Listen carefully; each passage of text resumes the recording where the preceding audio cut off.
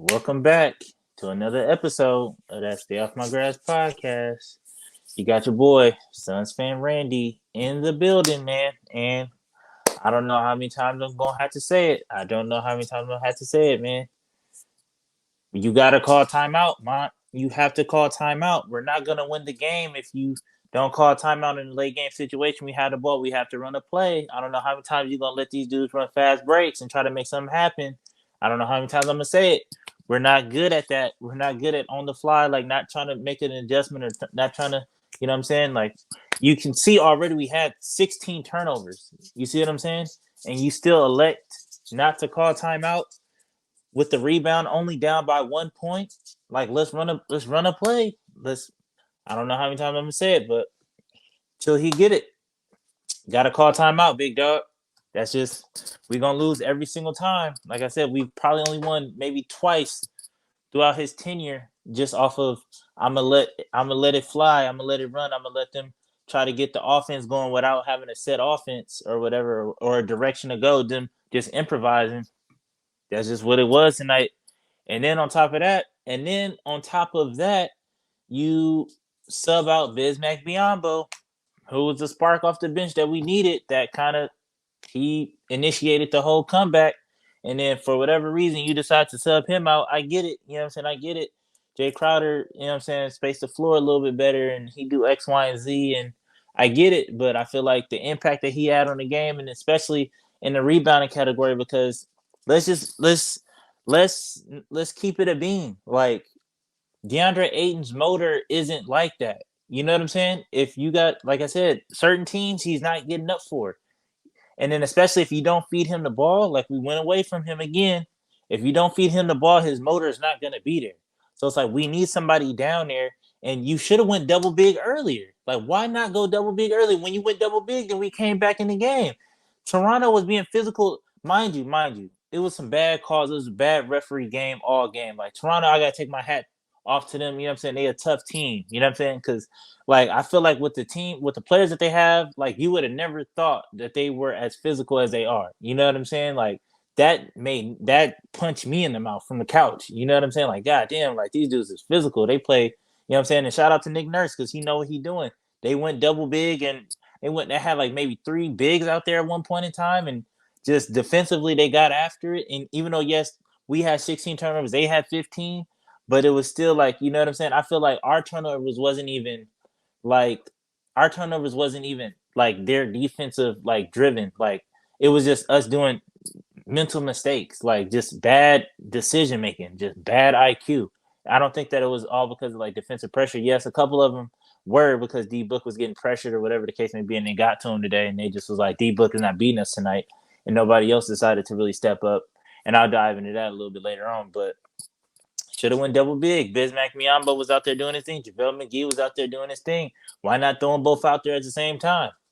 Why not? You know what I'm saying? At least if you're gonna have everybody having an off shoot night tonight, might as well just throw double bigs down there to grab the boards. You know what I'm saying? So, but to go down the list, man, Mikal Bridges finished with 18, 17 to 16 shooting. So it is what it is. Campaign finished with 24. I'm not really gonna get on Campaign because he was the one that kind of initiated the like just we just need a game manager, man. Like I'd rather see Aaron Holiday in that spot to like start and close the game. Really, I really truly do, just to see if it's a different. Let's see if I'm crazy or not. But yeah, like Campaign is a bench player. Like I just feel like we just gotta accept that. Once we accept that, then we can, you know what I'm saying, move on. But like Campaign finished yesterday with 24, 9 and 18 shooting, 3 turnovers. And like I said, his turnovers and his IQ is just always bad timing, terrible timing, like terrible timing. He had 2 turnovers back to back, like terrible in winning time, terrible timing. Book did too, but he don't do that often. And like I said, I feel like when you play with certain people, whatever, you develop bad habits. But Book finished with 22, 3 of 7, 9 of 18. He was off tonight. So, and Da 16 and 7. And like I said, they went away from him. Like I'm tired of saying the sentence. We went away from Da, and what happened? I'm starting to notice when you go away from Da, he starts to go away from the game. Like he's not gonna grab boards, he's not gonna get tips, he's not gonna box out. So it's just like it is like I feel like that's his way of like, look, like all right, if y'all not giving me the rock, because I want to say like I counted maybe 5 times where he rolled hard or like it was especially another play when Mikal Bridges had it like it was a clutch play even though he finished it. But Mikal Bridges had Bismack and Da on a lob, and he missed both of them, and then luckily he finished it with a little midi in the mid range. But it's just like dog, like, and you can see how Da was like, look, I'm right here, like I'm open. We both sliding down, like just throw it up, and didn't happen. So yeah, like I said, Bismack Biyombo got to take my hat off him. JaVale McGee got to take my hat off to him too. He might have finished with like 4 blocks. Like it was just energy, and that's just what we needed tonight. And I feel like I said, as a coach, you got to realize like when your team don't have it or whenever certain pieces are doing good or whatever the case may be. And you know what I'm saying? You literally, Bismack Biyombo literally put us back in this game. Like if it wasn't for him, yes, he had a couple like not turnovers, but like just mental mistakes. But the majority of the time, like if it wasn't for him being a spark that he was, you know what I'm saying? Like we wouldn't have got back in this game. But it is what it is, man. I guess it's just on to the next one. Just add this one to the loss column at this point. It's just we just like I said, we just gotta close. We gotta figure out now. Like I feel like right now we gotta figure out how to get up every single night, not just for the big games. I'm not worried about us in the big game. I don't want you to take this rant as like I'm worried or super like, oh man, like this team is whatever, whatever. But it's just like we just got to be able to do this consistently. Like you know what I'm saying? Like, and when Chris Paul was there, we was able to do this consistently. No matter who was out there, we were still able to close games out.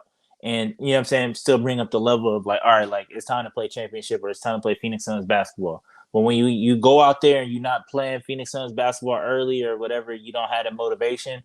It's kind of hard to get into it. You know what I'm saying? And catch a rhythm. And there's no way that they should have let Gary Trent just slide in Phoenix and just drop 40 and leave. You know what I'm saying? Like somebody should have did something. But anyways, man, that's it for me. So you probably catch me later on tonight. The Lakers play. I forgot. I think Kyle Kuzma and friends. So we're gonna see how that go. Hopefully that can cheer me up. But till next time, man. Peace.